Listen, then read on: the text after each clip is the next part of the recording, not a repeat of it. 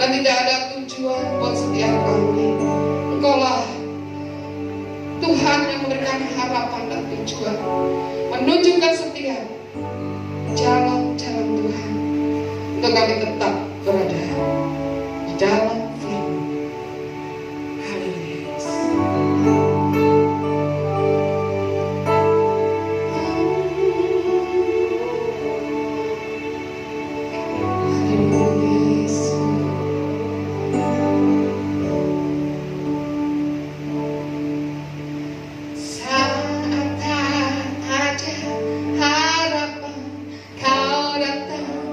Beriku harapan, Yesus kau jawaban hidupku. Saat tak ada tujuan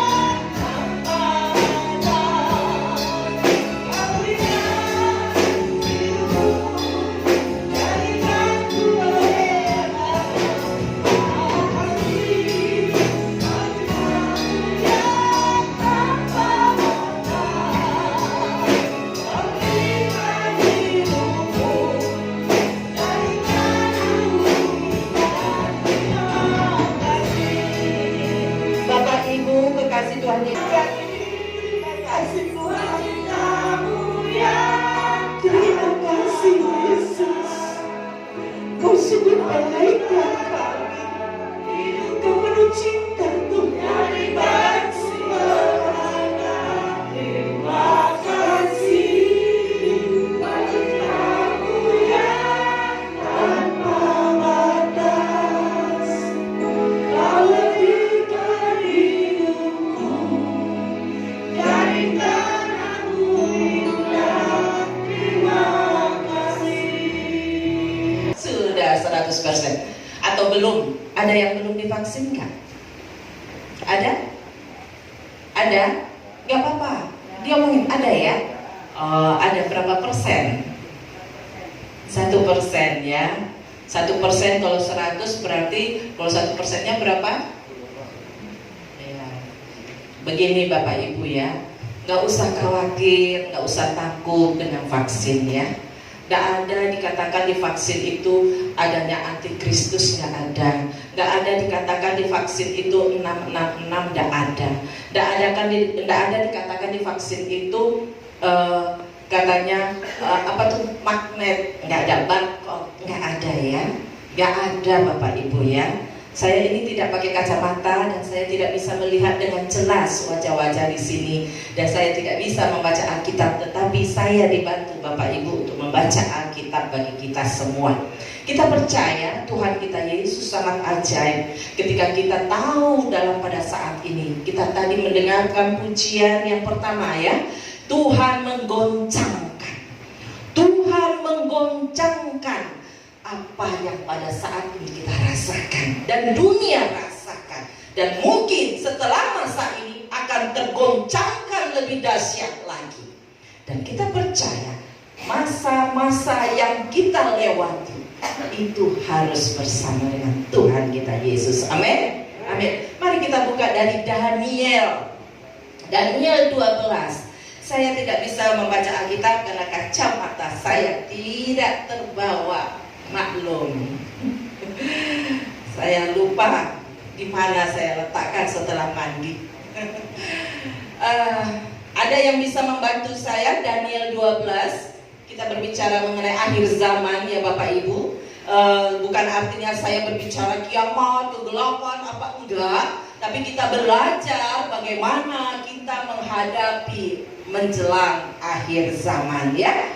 Karena pada saat ini masa-masa yang dikatakan kesengsaraan yang kita rasakan, dan saya tergerak menyampaikan berita ini ketika beberapa minggu yang lalu Tuhan menyampaikan kepada saya lewat suaranya, lewat pemberian di hati saya bahwa you sampaikan mengenai akhir zaman, mengenai akhir zaman. Saya dulu sering menyampaikan hal-hal yang lain, tapi Tuhan berbicara sampaikan mengenai akhir zaman. Sampai kapan saya harus menceritakan akhir zaman ini Tuhan? Ketika sampai nanti Tuhan berbicara lagi, apa yang harus saya sampaikan kepada jemaat, kepada anak-anak Tuhan, ataupun yang belum diselamatkan ataupun yang sudah diselamatkan. Kita semua di sini sudah diselamatkan dengan Yesus Kristus. Amin ya. Dengan darah Yesus kita terima ya keselamatan yang daripada Tuhan Yesus ya. Kita percaya Tuhan Yesus adalah satu-satunya jalan kebenaran dan hidup. Itu terdapat di dalam kitab apa Bapak Ibu?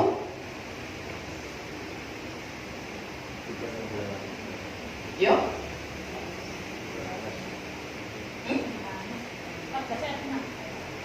Coba kita buka Yohanes 14 ayat 6 katanya ya. Apa dikatakan Yohanes 14 ayat 6? Akulah jalan kebenaran dan hidup. Ya betul ya. Betul. Kata Yesus kepadanya, akulah jalan dan kebenaran dan hidup. Tidak ada seorang pun yang datang kepada Bapa kalau tidak melalui aku. Kenapa ini saya sampaikan pertama kali kepada Bapak Ibu? Karena akhir zaman itu akan terjadi ketika kita sudah mengambil hak kita, menunjukkan bahwa Tuhanlah, Yesuslah jalan kebenaran, dan hidup. Kalau misalkan ada yang belum menerima jalan kebenaran dan hidup, mari kita sampaikan, kita beritakan dengan cinta kasih Tuhan Yesus Kristus. Dengan cinta kasih Tuhan Yesus Kristus, bahwa jalan kebenaran dan hidup itu hanya melewati Yesus. Dan kalau Bapak Ibu yang dahulunya bukan imannya dari Kristen, dari Kristiani, ada yang dari Muslim, ada di sini yang dari Muslim, ada ya. Kita tahu di dalam Al-Quran pun dikatakan, ikutilah jalan daripada umat Isa alaihissalam, Isa al-Masih. Pemberian kata al-Masih itu bukan hanya sekedar langsung dikasihkan seperti Muhammad SAW, bukan, tetapi dengan pemberian yang benar-benar Tuhan berpikir apa yang harus diberikan. Itu kita bisa baca di Al-Quran, di kitab Al-Baqarah, bisa baca, kita baca di situ. Saya tidak mau membahas itu, tetapi saya membahas Kristen kita, hidup kita bersama dengan Kristus itu bagaimana. Amin. Jadi Bapak Ibu kekasih Tuhan Yesus, kita membaca dari kitab Daniel 12. Ada yang bisa membantu saya membaca ayat demi ayat sampai dengan ke-13, ayat 1 sampai ayat 13. Ada yang bisa membaca dengan keras? Tolong dibantu. Ya, 2 orang separuh-separuh supaya bisa lebih mengerti. Ya, atau 3 orang kan 13, berarti 3 ayat gitu, 4 ayat. Ayo, 1, bisa ada yang bantu? Ya, yang keras ya nak ya. Ayat pertama, pada waktu itu juga akan muncul Mikael, pemimpin besar itu, yang akan mendampingi anak-anak bangsamu, dan akan ada suatu waktu kesesatan yang besar, seperti yang belum pernah terjadi sejak ada bangsa-bangsa sampai pada waktu itu. Tetapi pada waktu itu bangsamu akan terkumpul, yakni barang siapa yang didapati namanya tertulis dalam kitab itu. Stop. Ya. Kok sudah berubah? Balik lagi. Ya. Di situ dikatakan munculnya Mikael. Siapa Mikael? Mikael itu seorang malaikat Tuhan, seorang suruhan Tuhan, yaitu malaikat Mikael yang biasa disebut sebagai penjaga anak-anaknya Tuhan. Kita, penjaga kita. Jadi malaikat yang menjaga kita. Berbeda ya. Kita di dalam Korintus dikatakan Roh Kudus diberikan kepada kita untuk menolong kita. Betul? Betul ya? Betul ya? Nah, jadi Tuhan memerintahkan malaikat Mikael, suruhannya Tuhan, untuk menjaga anak-anak Tuhan sampai dengan keujungan akhir dunia. Artinya anak-anak Tuhan yang benar-benar diperkenankan oleh Tuhan sampai dengan akhir ujung dunia diingatkan selalu. Jadi kita ini dalam bergerak, dalam melakukan kegiatan, dalam melakukan pekerjaan itu pasti akan digoda oleh iblis. Benar ya? Benar atau benar? Benar ya?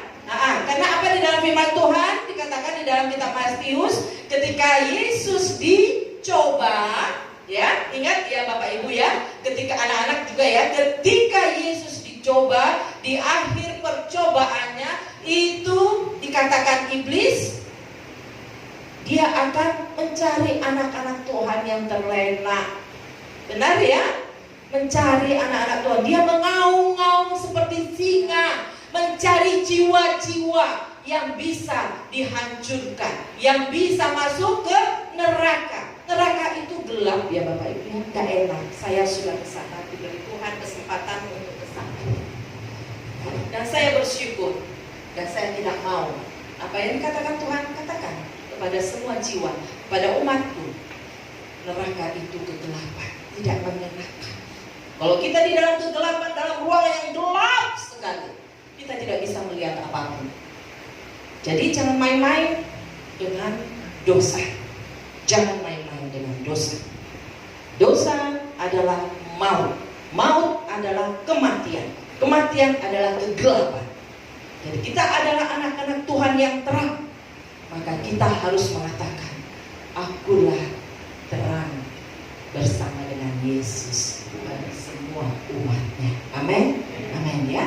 Jadi dikatakan di sini malaikat Mikael itu memimpin dan menjaga, mendampingi anak-anak Tuhan, anak-anak bangsamu, yaitu ketika Tuhan berbicara kepada Daniel, menyampaikan malaikat Mikael itu akan mendampingi, menjagai anak-anak Tuhan yang selalu setia sampai terluput akhir zaman. Jadi ketika kita mengetahui akhir zaman itu bagaimana ya Bu Riris ya? Kalau kita berbicara mulai dari awal perjanjian sampai dengan akhir perjanjian, mulai dari Kejadian sampai dengan Wahyu, masanya itu bisa dihitung. Tetapi kita di sini tidak menghitung masa ya. Kita tidak menghitung masa sampai kapan. Hanya kita di sini perlu mengetahui masa-masa yang akan dilewati. Banyak sinode atau banyak doktrin yang membicarakan masa-masa mengenai akhir zaman. Tetapi ada yang mengatakan mereka mengikuti pre-tribulation atau pre-kesengsaraan, sebelum kesengsaraan, atau pada masa kesengsaraan, atau post-tribulation. Jadi itu adalah doktrin. Gak perlu kita berbicara doktrin. Perlu kita mengatakan bahwa kita ini setia sampai akhir. Amin ya. Jadi Tuhan memberikan kita malaikat itu untuk menjaga kita supaya kita yang berjalan terus dalam kebenaran Tuhan. Ayat 2. Ayat 2. Ya. Dan banyak dari antara orang-orang yang telah tidur di dalam debu tanah akan bangun, sebagian untuk mendapat hidup yang kekal, sebagian untuk mengalami kehinaan dan kengerian yang kekal. 3.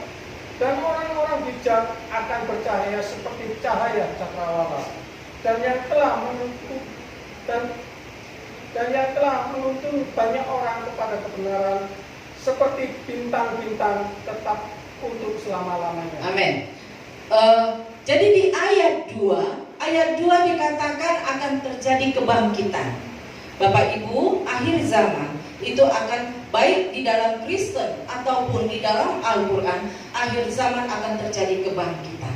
Tetapi di dalam Al-Quran akhir zaman semua orang akan mati. Di dalam firman kita, di dalam Alkitab kita yang sungguh sangat luar biasa, kita akan mengalami pengangkatan. Jadi orang-orang yang setia, orang-orang yang diperkenan Tuhan, mulai dari awal kehidupan yang telah diberikan Tuhan kepada kita, kemudian Tuhan berkenan, kemudian Tuhan angkat. Dan kita yang tidak diangkat oleh Tuhan, yang kita lebih dulu ketemu dengan Tuhan Yesus alias kita meninggal duluan, itu akan dibangkitkan pada akhir zaman. Jadi kalau kita melihat kebangkitan keseluruhannya itu terjadi untuk kehidupan kekal adalah di akhir zaman setelah terjadinya pengangkatan. Pengangkatan pemerintahan Kristus, pemerintahan antikristus, pencurahan cawan, peniupan sangkakala, dan pembukaan meterai. Tuhan akan menyelamatkan kita. Ketika kita benar-benar mengatakan Tuhan Yesus akulah, Tuhan Yesus itu adalah jalan kebenaran dan hidup, dan kita melakukan sesuai yang difirmankannya Zakaria 3 ayat 7, itu dikatakan apakah kita sudah melakukan perintah yang dilakukan oleh Tuhan. Kita sudah melakukan atau tidak? apakah kita sudah mengerjakan amanat agung Tuhan, ataukah kita sudah mengerjakan sesuai dengan pekerjaan yang diberikan Tuhan? Yaitu apa? Tuhan selalu menyukai orang-orang yang berduka, berkunjung, memberikan sukacita. Karena Tuhan tidak menyukai orang-orang yang selalu merasakan dia itu terbeban dengan segala sesuatu. Dan mari kita datang kepada orang-orang yang seperti itu, orang-orang yang dipenjara, orang-orang yang berduka cita, orang-orang yang berada tidak merasakan bahwa hidupnya ini diberi oleh Tuhan, diperhatikan oleh Tuhan, dipeluk oleh Tuhan sesuai dengan nyanyian kita tadi. Mari kita lakukan hal itu. Dengan cara apa? Kita bisa memberikan hati, senyuman, perhatian. Kalau kita tidak punya uang, kita bisa mendatangi mereka, menghibur mereka dengan kata-kata atau pujian-pujian. Jadi saya percaya Harvest Ministry sudah bergerak di dalamnya. Dan kita percaya kebangkitan Kristus itu juga nyata. Dan kita percaya kebangkitan kita untuk masa kehidupan kekal itu juga nyata. Bu Riris kok pusing-pusing amat bercerita mengenai akhir zaman ya. Pusing ya memikirkan akhir zaman, tetapi yang utama bagi kita. Lanjut firman Tuhan di ayat keempatnya.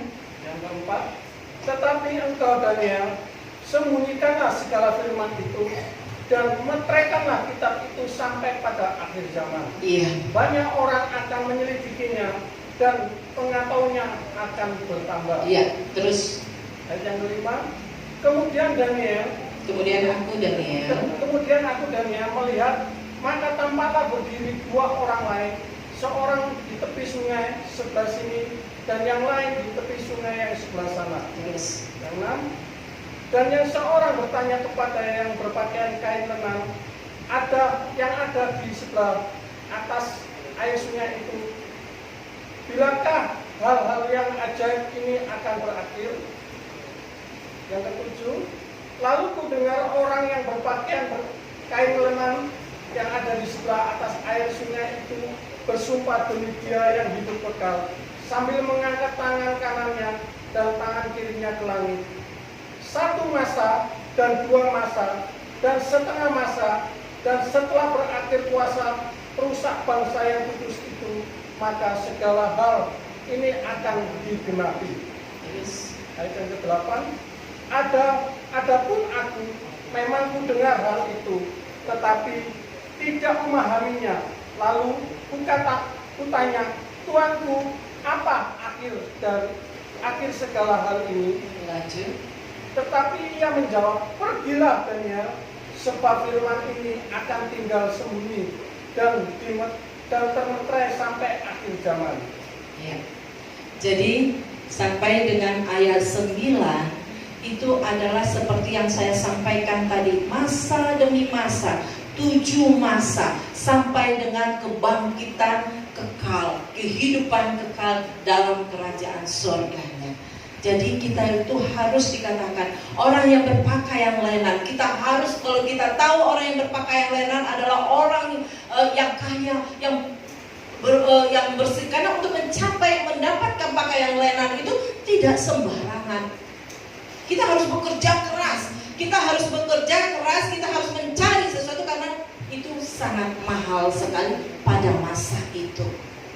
Artinya apa? Kita pun harus bekerja keras di dalam kehidupan kita di dunia ini supaya sampai pada titik akhirnya kita diperkenankan oleh Tuhan. Kalau kita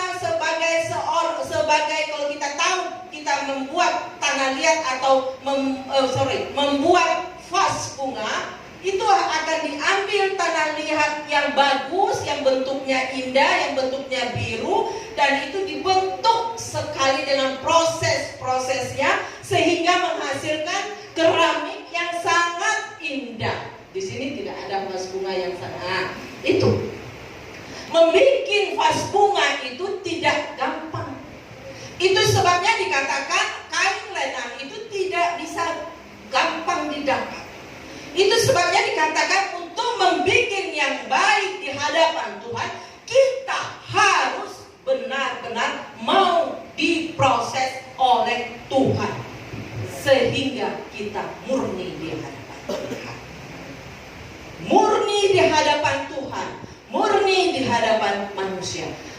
katakan, Bu Riris, tidak ada orang yang bisa seperti itu.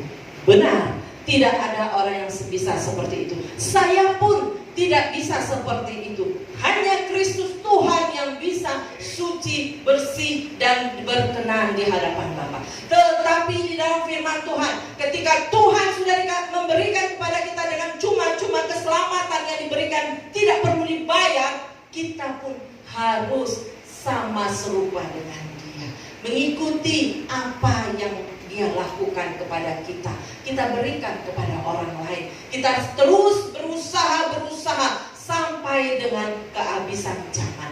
Terus berusaha sampai kita mendapat pemurnian yang sangat baik. Terus berusaha, proses itu semakin cantik, semakin cantik, sehingga semua orang berkenan di hadapan Tuhan. Kalau misalkan kita seorang guru, kita kan pasti sayang kepada murid kita yang pintar. Benar ya? Untuk menjadi pintar tidak gampang. Benar ya? Tidak ada curut-curut dikasih. Kalau dikasih Tuhan IQ yang sangat tinggi, itu tidak semua orang. Itulah pemilihan Tuhan. Ketika Nabi Elia diangkat oleh Tuhan ke surga, adalah pengecualian bagi yang lainnya. Begitu juga anak pintar yang dicurahkan IQ yang sangat tinggi dan dia sangat kayak Einstein gitu ya. Nah, itu pun tidak semua orang. Orang-orang yang dipilih oleh Tuhan itu yang diberikan. Begitu juga kita Bapak Ibu ya, kita ingin dipilih oleh Tuhan, mau ya? Mau dipilih oleh Tuhan, amin? Amin. Jadi maka dari itu kita harus mau dimurnikan waktu demi waktu. Ayat selanjutnya menceritakan pemurnian dan kesucian yang harus kita terima, yang harus kita lakukan. Kita suci di hadapan Tuhan hanya satu kali. Yesus yang telah menyucikan kita dari segala dosa kita. Di dalam kitab Wahyu dikatakan bahwa Dialah pendamai atas dosa kita yang telah diberikan kepada kita. Ketika Dia bangkit, berkuasa dalam hidup kita. Kita suci hanya satu kali, tetapi kita diproses dengan api pemurnian sampai menjadi emas yang sangat berkilau, sampai menjadi berlian yang sangat berkilau, yang harganya mahal. Tidak ada berlian yang harganya tidak mahal, karena dia dilakukan proses. Kalau kita lihat ya, saya pernah lihat itu berlian mentah sebesar ini, tapi dipotong-potong tidak sebesar ini jadinya. Habis dia. Maka dari itu kita pun mau, jangan bebal hati, jangan keras hati. Kalau kita diajari untuk menjadi baik, jangan melawan. Apalagi kalau misalkan anak-anak sama orang tua, kalau dikatakan yang baik, ayo diikuti yang baik, walaupun tidak suka di hatinya. Dikatakan, iya mama, aku akan melakukannya. Benar, lakukan dengan sungguh-sungguh. Bukan hanya sebagian saja, bukan hanya di dalam hati saja. Kalau memang mau menjadi yang pilihan oleh Tuhan, dipilih oleh Tuhan, kita harus mau menerima pemurnian. Kita harus mau, kalau kita adalah suami istri, kita harus mau dalam satu keluarga itu dimurnikan. Kita bukan hanya sekedar masuk ke gereja, datang kemudian keluar, tidak tahu arti firman yang disampaikan. Tapi kita harus datang dengan sungguh-sungguh. Ketika kita keluar dari tempat ini, kita harus tahu. Ada yang tahu nggak firman minggu lalu? Apa? Kecuali Pak Pendeta. Apa Pak temanya minggu lalu Pak?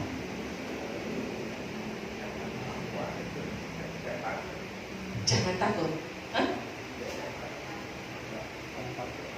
Ada yang tahu minggu lalu? Jangan takut. Kalau jangan takut, artinya apa? Kita tidak perlu takut sampai ke akhir zaman ya Bapak Ibu. Tuhan itu memberikan kepada kita sebagai malaikat Tuhan, diberikan kita untuk menjaga kita, untuk mendampingi kita. Tetapi Roh Kudus yang masuk ke dalam tubuh kita adalah Yesus Kristus. Kita adalah roh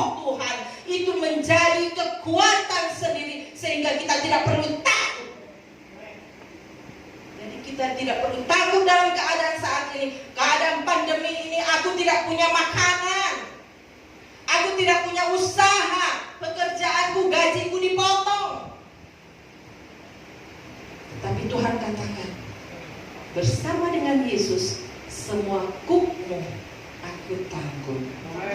Jadi ketika kita penuh dengan kesengsaraan, kita penuh dengan kesakitan, kita penuh dengan tangisan, kalau kita memuji-muji nama Tuhan tadi ya, ibu sungguh setia di hadapan Tuhan. Tuhan mengasihi ibu ketika saya tadi duduk di sini, ibu mempunyai satu masalah, ibu selalu memikirkan masalah tersebut, tetapi ibu selalu setia di hadapan Tuhan. Tuhan katakan, jangan khawatir anakku, aku akan mendampingi engkau dalam segala kesengsaraanmu, aku akan menyertai engkau dan menyelesaikan perkaramu. Engkau hanya setia di hadapanku, hanya setia di hadapanku. Percayalah, Tuhan memberkati engkau, Tuhan mengasihi engkau, Tuhan melindungi engkau, Tuhan menata engkau, menyelesaikan perkaramu.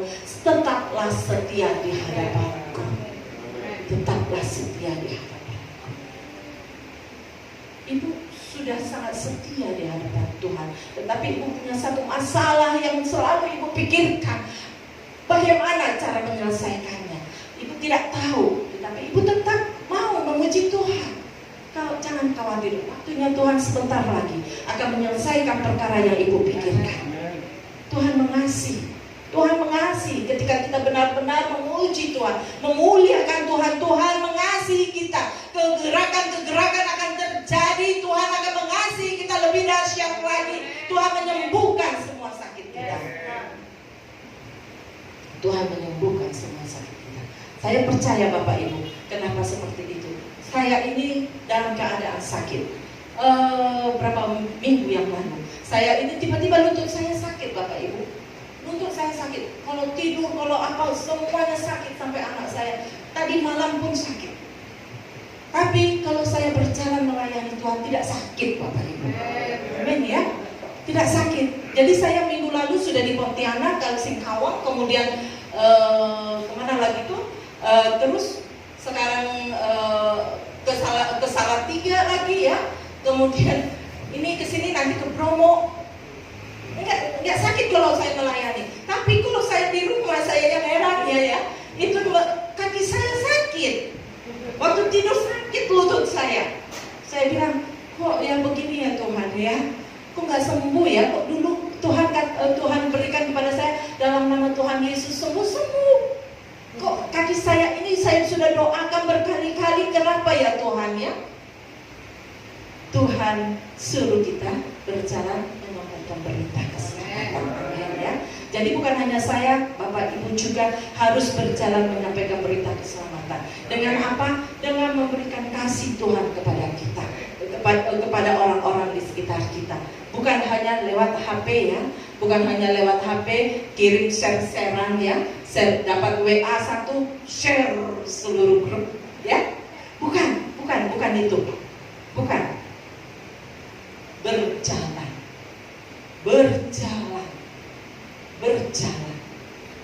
bukan hanya share-sharean. Oh mungkin dikatakan gak bisa Bu Riris, sekarang kan masa pandemi, sekarang kan dibatasi.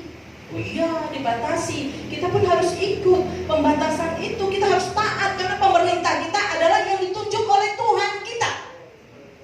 Jadi ketika Tuhan sudah menunjuk pemerintah kita, kita harus patuh terhadap pemerintah kita. Bukan pemerintah yang lain, bukan pemerintahnya awang-awang yang dikatakan, oh begini, antikristus itu.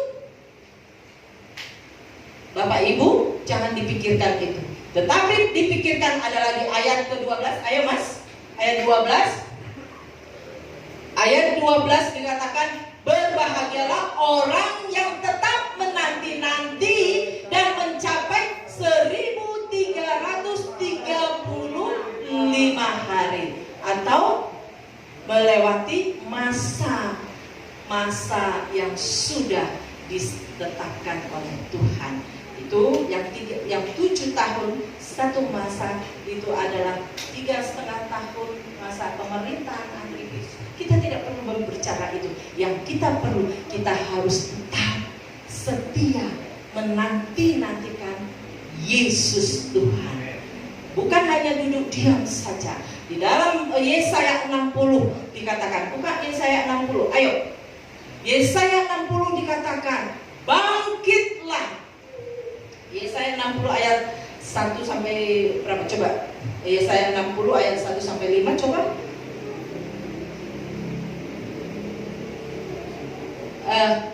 Awal-awal. Ya, nomor 1 ya. Bangkitlah, menjadi teranglah, sebab terangmu datang dan kemuliaan Tuhan terbit atasmu. Amin. Jadi kita disuruh bangkit, bukan duduk diam atau ser-seran WA. Baca firman, jangan lewat WA. Buka Alkitab. Ada yang belum punya Alkitab?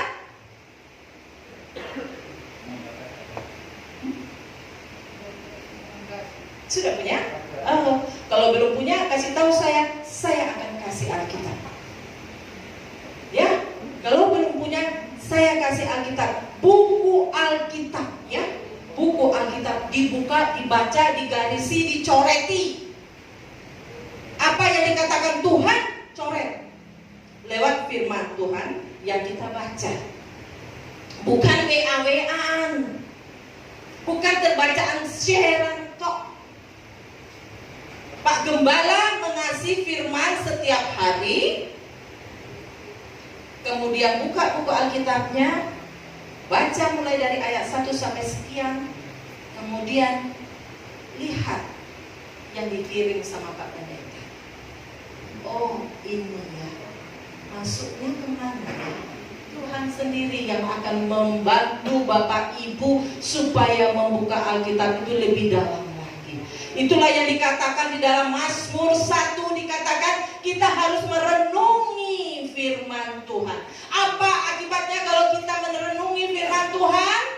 Kita diselamatkan. Di ayat ketiganya kita menjadi aliran air. Ya, aliran air yang menghasilkan buahnya pada musimnya dan yang tidak layu daunnya, apa saja yang diperbuatnya berhasil. Amin. Mau berhasil atau tidak? Mau ya. Mau berhasil ya. Saya juga mau berhasil dan berbuah. Kita semua menginginkan itu. Mari kita mau diproses oleh Tuhan. Kita menjadi murni, emas murni 24 karat, ya, atau berlian yang berkilau, yang potongan berapa Pak? Potongan berapa itu berlian ya? Potongan berapa? Potongan 6, tidak Ibu, bukan 6 sisi ya. Berlian itu semakin banyak potongannya, dia semakin cahayanya keluar. Jadi bisa sampai 24 potongan, bisa sampai sekian potongan.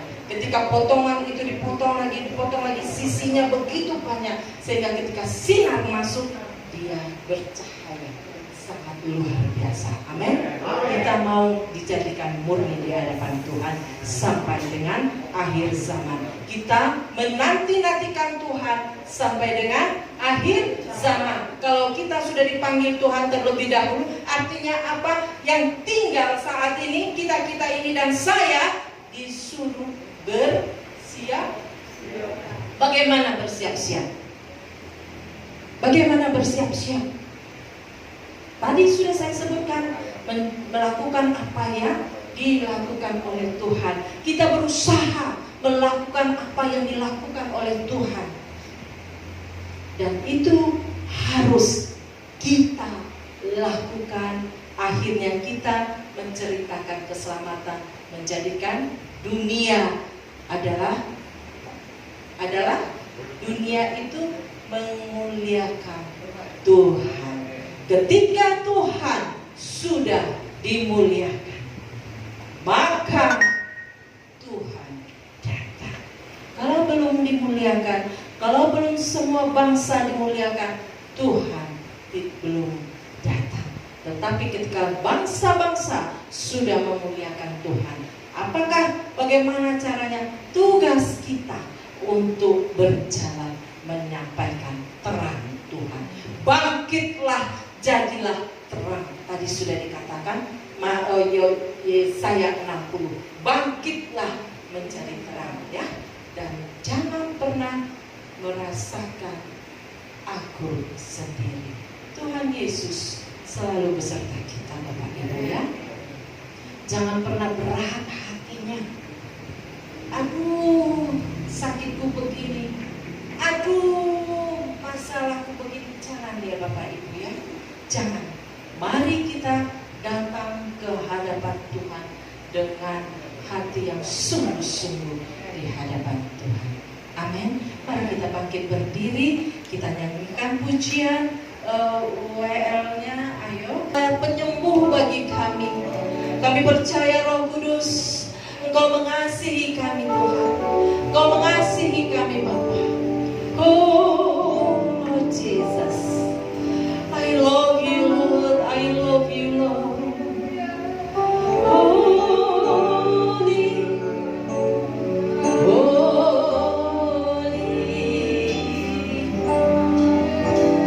Kudus Engkau Tuhan.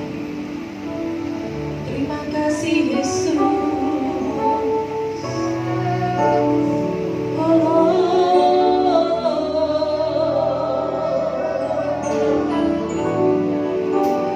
Aku cinta Kau Yesus. Aku cinta Kau Yesus. Ku serahkan hidupku kepadamu. Aku cinta. Bapak Ibu, mari kita katakan, Tuhan, aku mencintai Engkau Tuhan. Pakai aku Tuhan. Pakai aku Tuhan. Mari kita serahkan diri kita supaya Tuhan memakai kita. Syiramuku padeka dan syiramu. Lord Jesus. Lord Jesus. Lord Jesus, I surrender. Aku cinta Yesus. Aku cinta Yesus. Ku serahkan hidupku Yesus. Aku cinta Yesus. Aku cinta Yesus. Pakailah hidupku dalam dunia ini. Tuhan, ku berserah. Yesus, berserah. Engkau pakai kami Tuhan. Engkau pakai kami Yesus. Engkau berkarya buat kami. Buat kami pada pagi hari. Terima kasih Tuhan, biarlah kami selalu menanti-nantikan Engkau Yesus. Tuhan Yesus, tolong kami Tuhan. Hanya Engkau yang bisa menolong kami Yesus. Hanya bisa menolong kami, hanya Engkau Tuhan. Hanya Engkau yang bisa menolong kami Tuhan. Terima kasih Bapak Yesus, terima kasih. Kuatkan hati kami Tuhan, supaya kami selalu setia sampai akhir zaman kekekalan itu terjadi Tuhan. Tuhan, selamatkan kami Tuhan. Kami nyatakan kuasa di dalam tubuh dan jiwa kami. Darah-Mu Tuhan mengalir dalam hidup kami. Tuhan Yesus, kami memohon Yesus. Kami memohon kepada-Mu Tuhan. Tolong kami Tuhan Yesus, tolong kami. Engkau menyembuhkan kami. Engkau memberikan solusi bagi kami. Engkau membukakan jalan bagi kami Tuhan. Tolong kami Yesus, tolong kami. Hanya Engkau tempat kami memohon pertolongan. Yesus, Engkaulah Allah yang supranatural dalam hidup kami. Engkau Allah yang ajaib, Engkau Allah yang perkasa, Engkau Allah yang dahsyat. Kami percaya Tuhan, Engkau menjamah di sini Tuhan. Kami percaya Engkau menjamah jiwa-jiwa di sini Tuhan. Jiwa-jiwa yang haus akan firman-Mu Yesus, yang haus akan kasih Tuhan. Kami percaya dengan kuasa Roh Kudus. Kami percaya Bapa.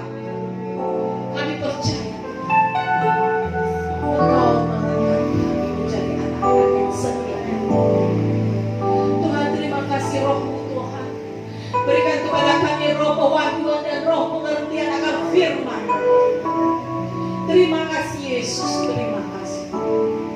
Berkaryalah Bapa.